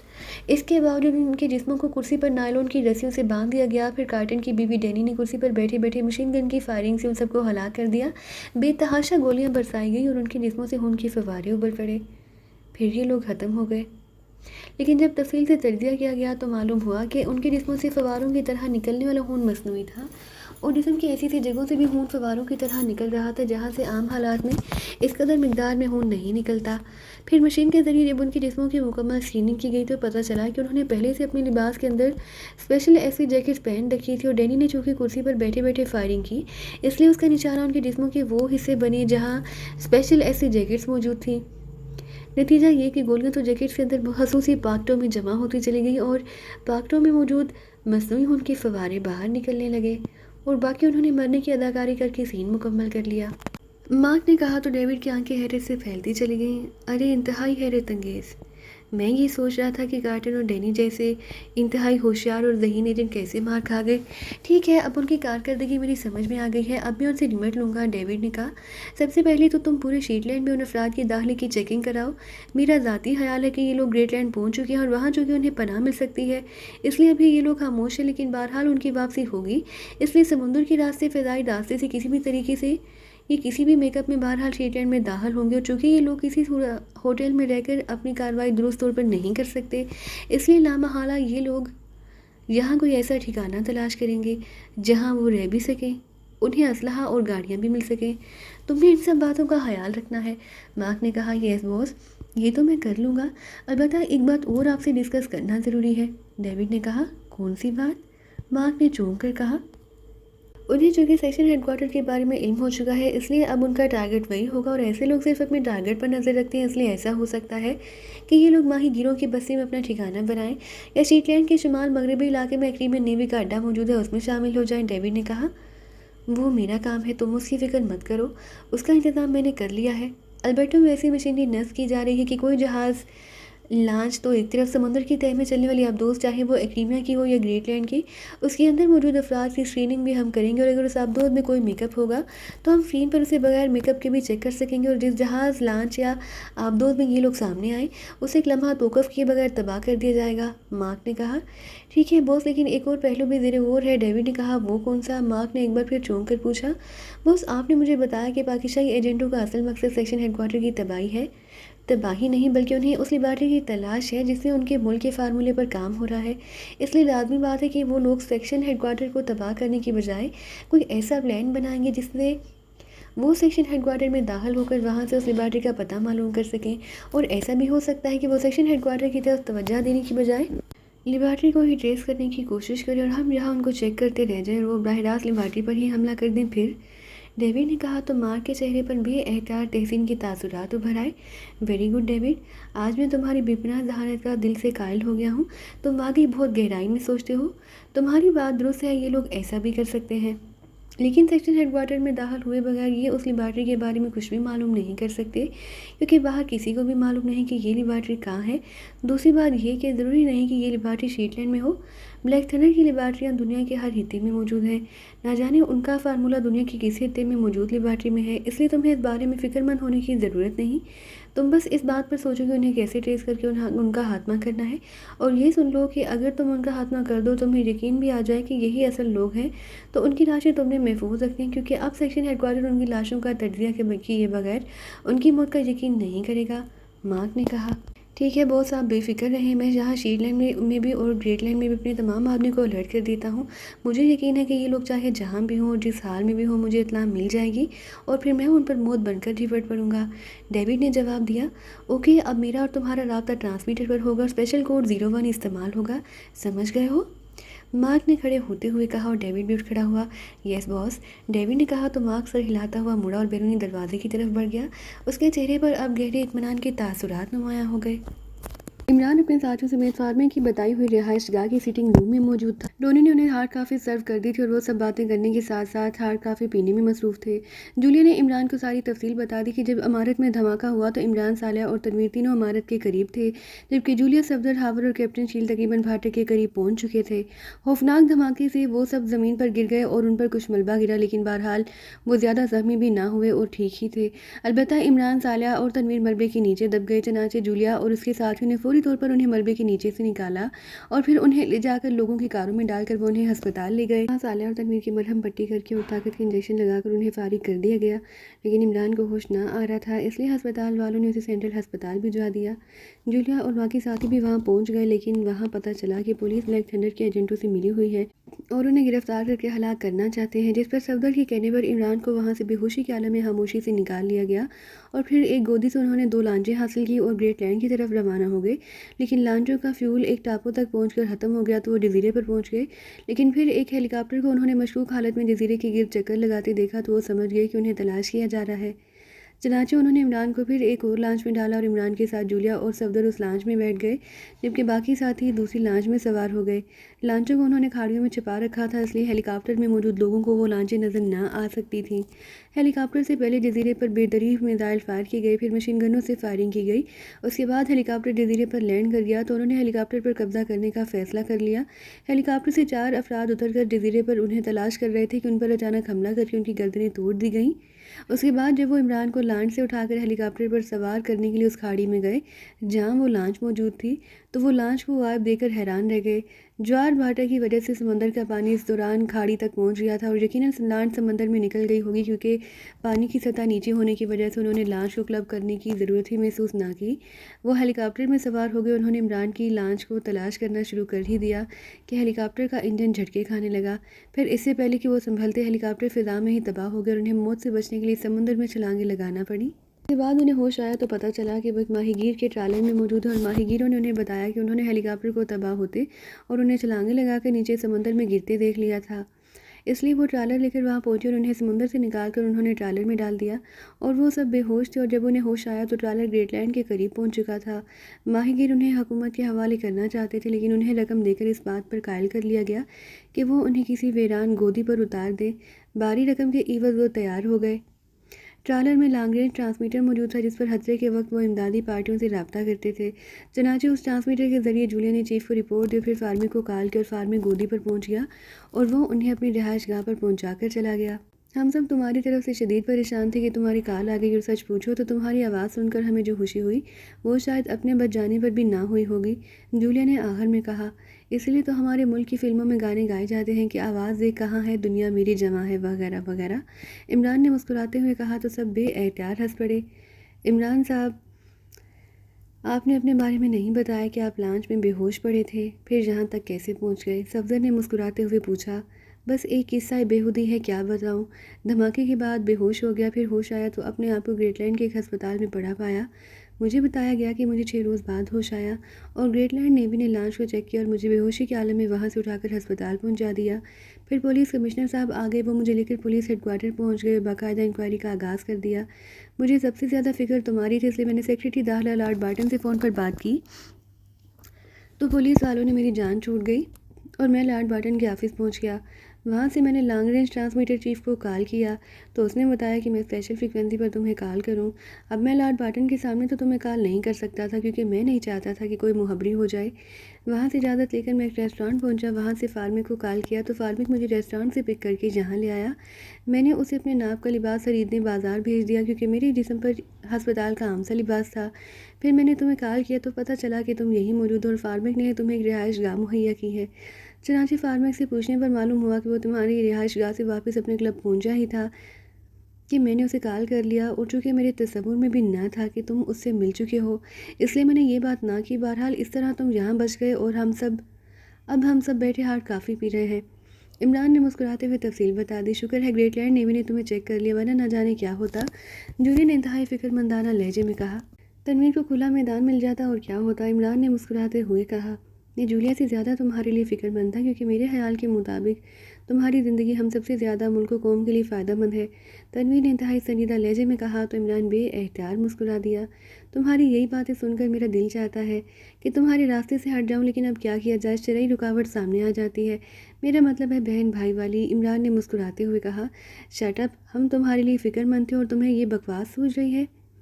ویسے ایک بات ہے کہ تنویر تم سے زیادہ پرخلوص اور کھرا آدمی ہے، تم انتہائی کھٹور اور پتھر دل ہو، تمہیں نہ کسی کے جذبات کا احساس ہے نہ کسی کے خلوص کی قدر، جولیا نے پھاڑ کھانے والے لہجے میں کہا تو تنویر کے چہرے پر یکلہ چمک آ گئی۔ ظاہر ہے جولیا نے عمران کے مقابلے میں اس کی کھل کر تعریف کر دی تھی۔ صرف عمران ہی نہیں، یہ سب ایک جیسے ہیں جولیا۔ صفدر کو دیکھو، دوسروں کے ساتھ تو باتیں بھی کر لیتے لیکن اب اس نے مجھ سے باتیں کرنا تو ایک طرف، میری طرف دیکھنا بھی چھوڑ دیا ہے۔ خاموش بیٹھی ہوئی سالے نے اچانک کہا تو فٹنگ روم بے احتیاط قہقہوں سے گونج اٹھا تو صفدر بھی بے احتیاط شرمندہ سی ہنسی ہنس کر رہ گیا۔ ارے یہی تو اس کی جذبۂ صادق کی نشانی ہے، عمران نے کہا۔ عمران صاحب، آپ نے ہاں مہا صالحہ کو جذباتی کر دیا، آپ کو معلوم تو ہے کہ ہماری ٹریننگ کس انداز میں کی گئی ہے، صفدر نے مسکراتے ہوئے کہا۔ جس انداز میں بھی کی گئی ہے لیکن اس کا یہ مطلب نہیں کہ تم مجھ سے بولنا ہی چھوڑ دو، چلو اور کچھ نہ صحیح مجھے دوسروں کی طرح ساتھی سمجھ کر ہی بات کر لیا کرو۔ سالہ بھی شاید مزاح پر اتر آئی تھی، البتہ اس کا لہجہ بے حد سنجیدہ تھا۔ آئی ایم سوری سالیہ، میں دانستہ ایسا نہیں کرتا، بس آپ نے محسوس کر لیا، بہرحال میں کوشش کروں گا کہ آپ کو آئندہ شکایت نہ ہو۔ سالیہ کی سنجیدگی کو محسوس کر کے صفدر نے جواب دیا۔ لو، یہ مسئلہ تو حل ہو گیا، اب سالیہ کو شکایت نہ ہوگی، اب رہ گئی جولیا، نہ جانے اس کی شکایات کب بند ہوں گی، عمران نے مسکراتے ہوئے کہا۔ جب تمہاری بکواس بند ہوگی، جولیا نے فوراً جواب دیا تو سب ایک بار پھر ہنس پڑے۔ لیکن صفدر کی زبان بند رہتی ہے تو سالے کو شکایت پیدا ہو جاتی ہے، میری زبان بند نہیں رہتی تو جولیا کو شکایت پیدا ہو جاتی ہے۔ واقعی بزرگ ٹھیک کہتے ہیں کہ خاتون اور اونٹ کی کوئی کل سید نہیں ہوتی، عمران نے کہا تو کمرہ ایک بار پھر قہقہوں سے گونج اٹھا۔ اسی لمحے دروازہ کھلا اور فارمک اندر داخل ہوا تو وہ سب خاموش ہو گئے۔ کیا رپورٹ ہے، عمران نے فارمک سے مخاطب ہو کر کہا تو سب عمران کی بات سن کر بے احتیاط چونک پڑے کیونکہ عمران کی بات بتا رہی تھی کہ اس نے فارمک کے ذمہ کوئی کام لگا رکھا ہے جس کا اس نے اب تک کوئی ذکر تو ایک طرف اشارہ تک نہ کیا تھا۔ عمران صاحب، شیٹ لینڈ میں میرے آدمی نے مکمل چھان بین مکمل کر لی، شیٹ لینڈ یا اس کے گرد و نواح میں کوئی لیبارٹری نہیں، فارمک نے کرسی پر بیٹھتے ہوئے کہا۔ اتنی جلدی کیسے چھان بین کر لی، عمران نے مسکراتے ہوئے پوچھا۔ اس لیے کہ اگر لیبارٹری اگر ہوتی تو اس سے سائنسی مواد بھی مہیا کیا جاتا، خوراک سپلائی کی جاتی، سائنسدان یا مشینوں کے ماہرین وہاں آتے جاتے، ایسے تمام لوگوں سے رابطہ کیا گیا جو ایسے لوگوں کو ڈیل کرتے ہیں، لیکن کہیں سے بھی اس بارے میں کوئی اشارہ تک نہ ملا، فارمک نے جواب دیا۔ مطلب ہے کہ لیبارٹری شیٹ لینڈ میں نہیں، عمران نے کہا۔ اس کا پتہ اب سیکشن ہیڈ کوارٹر سے ہی مل سکتا ہے۔ ارے وہ فائل کہاں ہے، جولیا نے چونک کر پوچھا۔ نہ جانے کہاں رہ گئی، ہسپتال میں میرے لباس میں موجود تھی، بہرحال اب اس کی ضرورت بھی نہیں رہی کیونکہ مجھے معلوم ہے کہ یہ بیٹر بیڈ جزیرے کے نیچے ہے، عمران نے کہا۔ لیکن عمران صاحب، اب جبکہ انہیں معلوم ہو چکا ہے کہ ہم ہلاک نہیں ہوئے اور ہمیں سیکشن ہیڈ کوارٹر کے بارے میں بھی معلوم ہو چکا ہے تو اب تو انہوں نے اس کی حفاظت کا انتہائی خصوصی انتظام کر لیا ہوگا، صفدر نے کہا۔ اسی لیے تو میں چاہتا تھا کہ اگر لیبارٹری کے بارے میں معلوم ہو جائے تو ہم سیکشن ہیڈ کوارٹر کی بجائے اس لیبارٹری پر براہ راست حملہ کر دیں۔ عمران نے جواب دیتے ہوئے کہا۔ میرا خیال ہے کہ یہ لیبارٹری شیڈ لینڈ میں نہیں ہو سکتی، کیپٹن شیل نے کہا۔ کیسے؟ عمران نے چونک کر پوچھا۔ اس لیے کہ دونوں رسک اکٹھے نہیں لیے جا سکتے کہ سیکشن ہیڈ کوارٹر بھی یہاں بنایا جائے اور لیبارٹری بھی۔ ویسے ایک بات ہے کہ لیبارٹری شیڈ لینڈ سے زیادہ دور بھی نہیں، کیپٹن شیل نے کہا۔ ہاں عمران صاحب، جب سیکشن ہیڈ کوارٹر میں داخل ہوئے بغیر لیبارٹری کا پتہ نہیں چل سکتا تو پھر ہمیں ادھر ادھر ٹامک ٹوئیاں مارنے اور سوچ بچار میں وقت ضائع کرنے کی بجائے اس بات پر غور کرنا چاہیے کہ ہم سیکشن ہیڈ کوارٹر میں کیسے داخل ہو سکتے ہیں، کیونکہ یہ بات تو طے ہے کہ یہ بلیک تھنڈر جیسی تنظیم کا سیکشن ہیڈ کوارٹر ہے۔ اس کی حفاظت انتہائی جدید ترین مشینری سے کی جا رہی ہوگی، اور اب تو شاید انہوں نے مزید جدید مشینری بھی وہاں نصب کر دی ہوگی۔ ہم نے اسے تباہ نہیں کرنا بلکہ اس کے اندر داخل ہونا ہے اور وہاں سے اس لیبارٹری کا پتہ چلانا ہے۔ خاموش بیٹھے ہوئے ہاور نے اچانک کہا تو سب اس کی بات سن کر حیران رہ گئے، کیونکہ ہاور کی عادت تھی وہ خاموش رہتا تھا اور عام حالات میں نہ کسی کی بات میں دخل دیتا اور نہ کوئی رائے دیتا تھا۔ گڈ، یہ ہوئی نا بات۔ ایسا کرو کہ تم صفدر اور کیپٹن شیل کے ساتھ یہاں بیٹھ کر سوچ بچار کرتے رہو، ہم اس سیکشن ہیڈ کوارٹر کو جا کر تباہ کر دیتے ہیں، تنویر نے مسرت بھرے لہجے میں کہا۔ تباہ کرنے کا مسئلہ ہوتا تو یہ کام آسانی سے ہو جاتا، اصل مسئلہ تو یہ ہے کہ ہم نے اس لیبارٹری کا پتہ چلانا ہے، اس لیے یا تو ہمیں سیکشن ہیڈ کوارٹر میں داخل ہونا پڑے گا یا پھر وہاں سے کسی ایسے آدمی کو باہر نکالنا ہوگا جو اس لیبارٹری کے بارے میں جانتا ہو، عمران نے کہا، مسکراتے ہوئے کہا، اور سب نے اس بات میں سر ہلا دیے۔ فارمک، تم یہ معلوم کرو کہ اس بار بلیک تھنڈر کی طرف سے ہمارے خلاف کام کرنے کے لیے کس گروپ کو آگے لایا جا رہا ہے، کیونکہ کارٹر اور ڈینی تو ہلاک ہو گئے ہیں۔ عمران نے فارمک سے مخاطب ہو کر کہا۔ ٹھیک ہے عمران صاحب، میں معلوم کر لوں گا، فارمک نے جواب دیا۔ جلد از جلد معلوم کرو کیونکہ اب ہم یہ مشن مکمل کرنا چاہتے ہیں، عمران نے کہا تو فارمک سر ہلاتا ہوا اٹھ کھڑا ہوا، پھر اجازت لے کر واپس چلا گیا۔ عمران صاحب، اس جزیرے کو گھیرنے اور اس کے اندر داخل ہونے کے لیے تو خصوصی ساخت کی مشینری اور اسلحہ چاہیے، اس کا کیا ہوگا؟ صفدر نے کہا۔ اسلحہ اور ہر قسم کی مشینری تو گریٹ لینڈ سے مل سکتی ہے، اصل بات یہ ہے کہ ہمیں طریقہ کار کیا استعمال کرنا ہوگا۔ میرا خیال ہے کہ اس جزیرے کی حفاظت سمندر سے بھی کی جا رہی ہوگی اور فضا سے بھی، اور یقیناً اس جزیرے کے گرد ایسی ریز ناو پھیلا دی گئی ہوں گی جن سے ٹکرا کر کوئی چیز سلامت نہ رہتی ہوگی، لیکن اس کے باوجود ہمیں ان سب حفاظتی اقدامات کو کراس کر کے اندر پہنچنا ہے، عمران نے سنجیدہ لہجے میں کہا تو سب کے چہروں پر سنجیدگی کے تاثرات پھیلتے چلے گئے۔ میرے خیال میں ہمیں آبدوز استعمال کرنا ہوگی، صفدر نے کہا۔ ہاں میں بھی یہی سوچ رہا ہوں، لیکن مسئلہ یہ ہے کہ آبدوز کہاں سے حاصل کی جائے؟ وہاں شیڈ لینڈ میں کریمن نیوی کا اڈہ تو موجود ہے، وہاں آبدوز یقیناً موجود ہوگی، لیکن اس آبدوز کو اگر زبردستی حاصل کیا گیا تو ہمیں ایک قدم بھی آگے نہیں بڑھنے دیا جائے گا، عمران نے کہا۔ گریٹ لینڈ حکومت سے آبدوز نہیں حاصل کی جا سکتی، تمہارا یہ لارڈ واٹن اس سلسلے میں کوئی مدد نہیں کر سکتا، جولیا نے کہا۔ نہیں، یہ حکومتی مسئلہ نہیں ہے، گریٹ لینڈ ہماری خاطر اپنی آبدوز سے کیسے رسک میں ڈال سکتا ہے؟ پھر گریٹ لینڈ کی آبدوز کریمن نیوی نے فوراً چیک کر لینی ہے۔ تو ایک مشورہ دوں، اچانک سالیہ نے کہا تو سب چونک پڑے۔ اگر آپ مذاق نہ اڑائیں، تم ہماری ساتھی ہو، تم رائے اور مشورہ دے سکتی ہو، مذاق اڑانے کا کیا مطلب ہوا؟ جولیا نے حیرت بھرے لہجے میں کہا۔ میں تم سب سے جونیئر ہوں اور پھر معاملہ انتہائی سنجیدہ ہے، ہو سکتا ہے کہ میری رائے بچگانہ ہو اس لیے کہہ رہی ہوں، سالیہ نے مسکراتے ہوئے کہا۔ تم کھل کر بات کرو، صفدر انتظار کر سکتا ہے، عمران نے کہا تو سب اس کی بات سن کر چونک پڑی۔ صفدر انتظار کر سکتا ہے، کیا مطلب؟ جولیا نے حیرت بھرے لہجے میں کہا تو صفدر بھی استفہامیہ نظروں سے عمران کی طرف دیکھنے لگا۔ میرا مطلب ہے کہ بچپن سے جوانی تک پہنچنے کا انتظار، عمران نے جواب دیا تو سب بے احتیاط ہنس پڑے، وہ سمجھ گئے تھے کہ عمران نے سالیہ کے لفظ بچگانہ کی وجہ سے کیا فکرہ کہا۔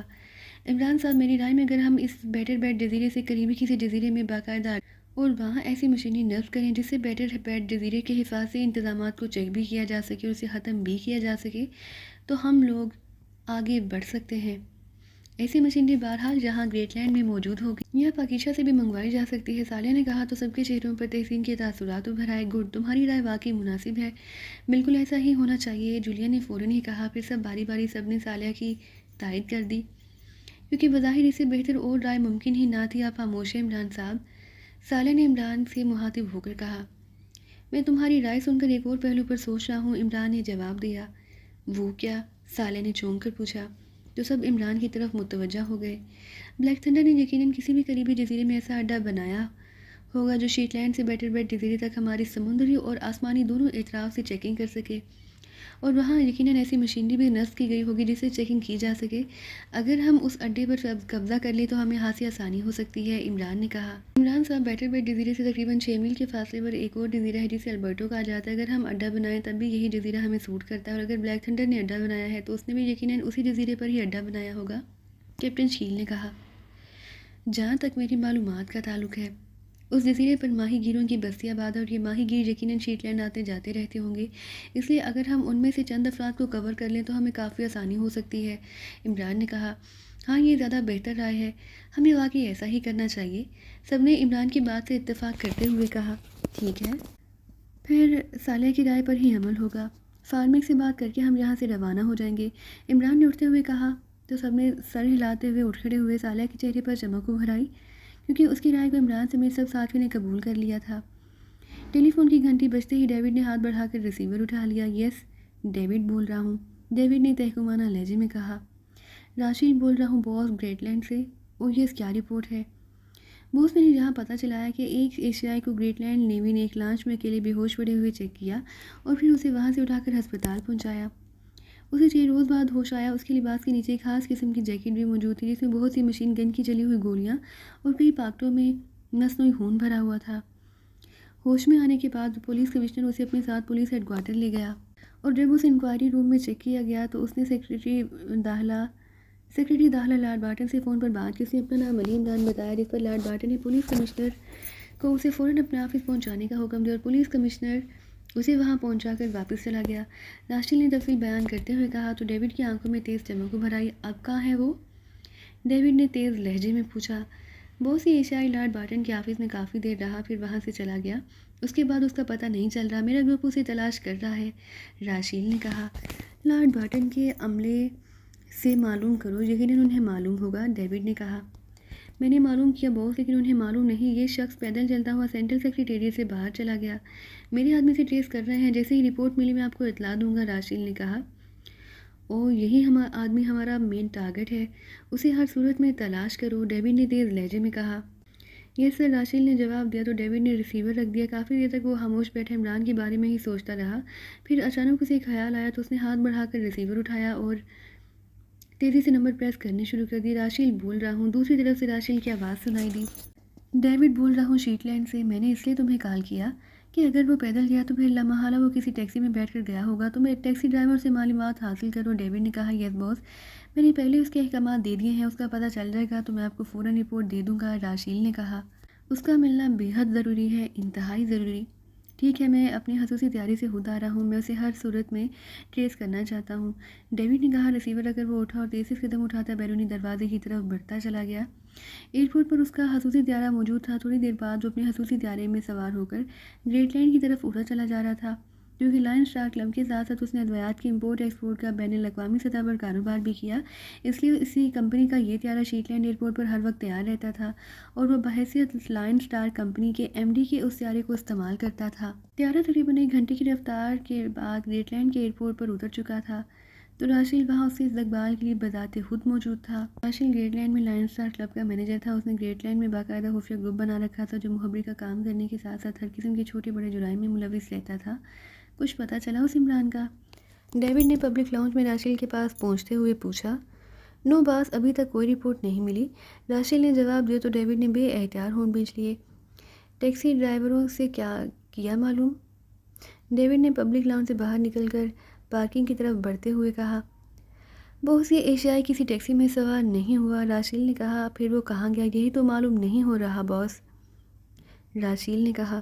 اس کا مطلب ہے کہ وہ کسی بس یا کار میں سوار ہو کر گیا ہے، ڈیوڈ نے راشیل کی کار کے قریب پہنچتے ہوئے کہا۔ جس وقت وہ سینٹرل سیکریٹریٹ سے گیا اس وقت وہ جو بسیں وہاں سے گزری ہیں ان کے مسافروں، ڈرائیوروں اور کنڈکٹروں سے چھان بین کرائی گئی ہے، لیکن کوئی ایشیائی بس میں سوار ہی نہیں ہوا، راشیل نے فرنٹ سیٹ پر ڈیوڈ کو بٹھا کر خود ڈرائیونگ سیٹ پر بیٹھتے ہوئے کہا۔ تو پھر یقیناً وہ کسی کار میں گیا ہوگا اور ہو سکتا ہے کہ اس نے کسی پبلک فون بوتھ سے کال کر کے کوئی کار منگوائی ہو۔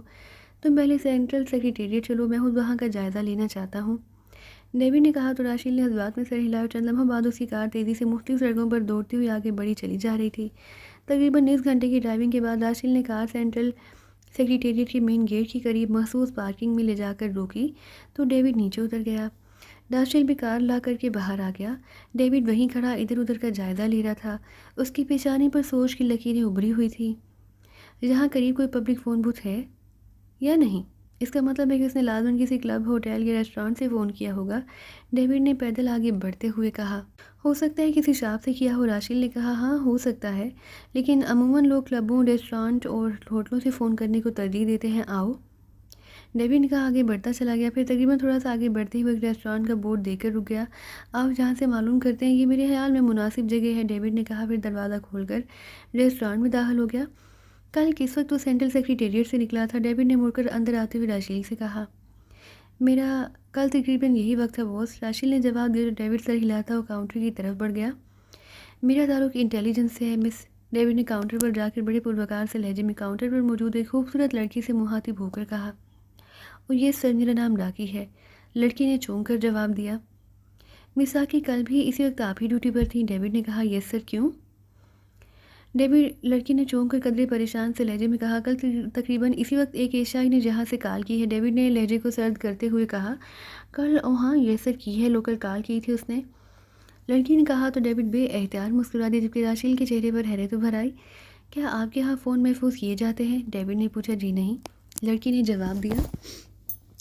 क्या आपको मालूम है किसने किस नंबर पर कार मिलाई थी? डेविड ने पूछा। नो सर, मैं अपने काम में मसरूफ़ थी कि वो साहब आए और उन्होंने कहा कि वो एक लोकल कॉल करना चाहते, लेकिन उनके पास रकम नहीं, जिस पर मैंने उन्हें इजाज़त दे दी। फिर उन्होंने कल कॉल की और वो मेरी खूबसूरती की तारीफ़ बड़े छोटे अंदाज में करते रहे। थोड़ी देर बाद एक मुकामी साहब आए और वो उनके साथ चले गए। अलबत्ता उनके साथी ने फ़ोन कॉल की कीमत अदा कर दी और टिप भी दी। लड़की ने तेज़ से लहजे में पूरी तफसील बताते हुए कहा। जो साहब आए थे उनका हुलिया क्या था, उनका लिबास कैसा था? डेविड ने पूछा। किसका जनाब? उस एशियाई का, लड़की ने झूम कर पूछा। नहीं, बाद में आने वाले का, डेविड ने कहा। तो लड़की पहले तो चंद लम्हे सोचती रही, फिर उसने हुलिया और लिबास के बारे में सरसरी से बता दिया। ओके, तुमने ताबन किया, इसलिए तुम्हें हेडक्वार्टर ले जाने की ज़रूरत नहीं है, शुक्रिया, डेविड ने कहा और वापस मुड़ गया। राशिल भी खामोशी से उसके पीछे चल पड़ा। मेरा अंदाज़ा दुरुस्त साबित हुआ है ना?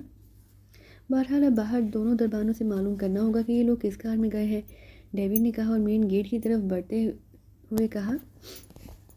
बॉस साहब ने वाकई कमाल कर दिया। मैं तो हैरान रह गया हूँ कि जो काम हमारा पूरा ग्रुप इतनी ज़बरदस्त तगदो के बावजूद नहीं कर सका, वो काम आपने चंद लम्हों में कर दिया, राशिल ने कहा। तो डेविड बे एहतियात मुस्कुरा दिया।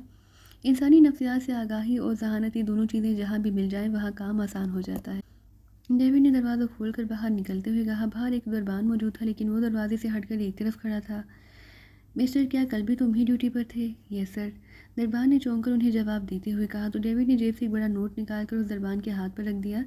कल तकरीबन इसी वक्त हमारे दो साथी, जिनमें एक एशियाई था और दूसरा मुकामी आदमी, जहाँ से कार पर गए हैं। मुझे उस कार के बारे में मालूम करना है, डेविड ने कहा। ओह, आपका मतलब है फार्मिक साहब? दरबान ने जल्दी से नोट जेब में डालते हुए कहा। तो डेविड और राशिल दोनों बे एहतियात चौंक पड़े। फार्मिक कौन है? वो फार्मिक क्लब के मालिक हैं जनाब, मैं उनके क्लब में 6 साल काम करता रहा हूँ। कल वो आए थे, फिर जब वो वापस आए तो उनके साथ एक एशियाई भी था, दरबान ने कहा। कहाँ है ये क्लब? मुझे मालूम है, राशिल ने आहिस्ते से कहा। ओके, शुक्रिया, और तेज़ी से आगे बढ़ गए। कौन है ये फार्मिक? डेविड ने पार्किंग की तरफ बढ़ते हुए कहा, जहाँ उनकी कार मौजूद थी। हाई स्टैंडर्ड क्लब है, लेकिन ये शख्स कभी किसी जुराम में शामिल नहीं रहा, अलबत्ता उसके ताल्लुकात आला सतह के हकाम से हैं, राशिल ने कहा। ओह, शायद इमरान ने सेक्रेटरी दाखिला से उसकी टिप्पणी होगी। अब क्या वो सादा अंदाज में बता देगा या? डेविड ने कहा। मैं आपको हेडक्वार्टर ड्रॉप कर देता हूँ, फिर मैं जाकर उस फार्मिक से मिलूँगा। मुझे यकीन है कि उससे उनके बारे में मालूम हो जाएगा, राशिल ने कार में बैठते हुए कहा।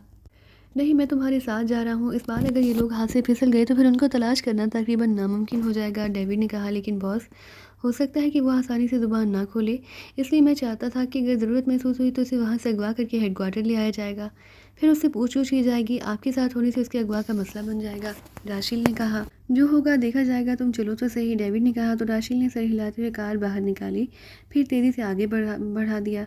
थोड़ी देर बाद उसने कार एक खूबसूरत इमारत के कंपाउंड में मोड़ी और उसे पार्किंग की तरफ ले गया। उसने कार पार्किंग में रोकी, फिर नीचे उतर आया और डेविड भी नीचे उतरा, और फिर वो दोनों तेज़ी से कदम उठाते मेन गेट की तरफ बढ़ते चले गए।